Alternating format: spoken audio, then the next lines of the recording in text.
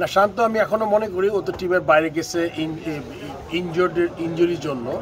If he comes back will come back as a captain. And আসলে ক্যাপ্টেন্সিটা ওর টেনিয়রটা কতদিন আপনারা বলেছেন যে এই ডিসেম্বর পর্যন্ত ছিল 1 বছর। সো আমরা তো আসলে মনে করেছিলাম যে ও টি20 চ্যাম্পিয়ন্স ট্রফি পর্যন্ত ক্যাপ্টেন থাকবে। বাট এরপরের ব্যাপারটা আমরা বোর্ডের কাছ থেকে বাট এই মুহূর্তে যে ইনজুরি হয়ে বাইরে গেছে ও আসবে অ্যাজ এ ক্যাপ্টেনই আসবে। এখন আমরা ক্যাপ্টেন্সি ওর না নেওয়ার কোনো কারণ দেখছি না। আমি টি20তে বলেছে যে নিজের থেকে ইচ্ছা পোষণ করেছে যে T20 captain is not comfortable, যেটা প্রথম আমাকে বলেছে ও।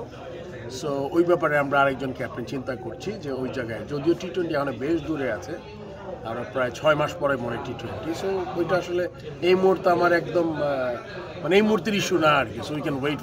রান করতে পারছি না। সো কিন্তু আপনার লিটনের বেস্ট পার্টটা ছিল এই ট্যুরে, যেটা চিন্তা করেছিলাম আমি বা আমার বোর্ডের সাথে কথা বলেছিলাম। আমি মনে করেছিলাম যে অনেক সময় প্লেয়ারকে দুইভাবে হেল্প করা যায়। যদি ওরা ক্যাপ্টেন্সি দিয়ে অ্যাডিশনাল, যেহেতু রান করছিল না ওয়ান ডেতে, ক্যাপ্টেন্সি দিলে অ্যাডিশনাল ইয়েতে একটা রান ফর্মে ফিরে আসতে পারে। বাট ফর্মে ফিরে না আসলেও অ্যাজ এ ক্যাপ্টেন সে খুব ভালো ক্যাপ্টেন্সি করেছে। এটা একটা বিরাট গুণ একটা ক্যাপ্টেনের। তার যদি ব্যক্তিগত পারফরমেন্স যখন তার ক্যাপ্টেন্সিতে এফেক্ট না করে, এটা কিন্তু একটা ক্যাপ্টেনের বিরাট গুণ। সো আমি আশা করি ও ফর্মে ফিরবে খুব শীঘ্রই। তারপর আমরা যখন টি20 ক্যাপ্টেনের ব্যাপারে আলোচনা হবে তখন সে নিশ্চয়ই এগিয়ে থাকবে অ্যাজ এ ক্যাপ্টেন। মানে এটা তো অ্যাকচুয়ালি কি সাকিব এখনও তো রিটায়ারমেন্ট হয় নাই, মানে তেমন কোনো কিছু হয় না সাকিবের। ট্রাই না, এটা হলে গিয়ে সাকিব এখনও তো যদি রিটায়ার করে ফেলতে তাহলে বলতাম যে ওর নাই। যদি কোনো ওর যে ইস্যুগুলো আছে সে তো মাঝে মাঝে মন্ত্রণালয়ের সাথে কথা বলে কিভাবে ওইটা কি করা যায়। আর ওর যে জিনিসগুলোতে আমার হেল্প করার কোনো ব্যাপার নেই, এটা আমি আগেও বলেছি এখনও বলছি।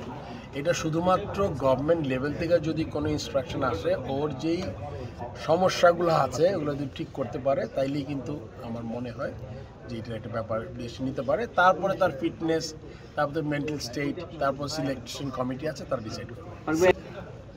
চাহিদা থাকলেও তো কিছু করতে পারবে না, বিকজ এটা তো একটা ন্যাশনাল ইস্যু।